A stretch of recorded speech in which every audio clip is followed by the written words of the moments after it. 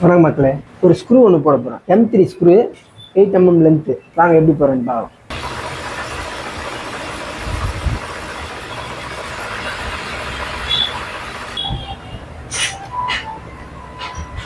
Four 4.5 mm லென்த்துக்கு thread இருக்கணும்.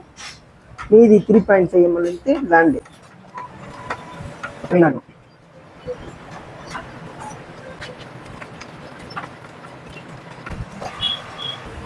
Three mm net,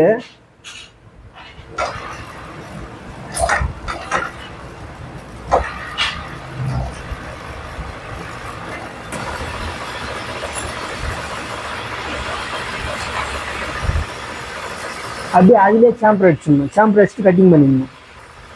அப்படியே cutting எப்படி அவ்வளோதான், ஜாப் முடிஞ்சிச்சு. ஒரு 70 நம்பர் போடணும். Okay, bye bye.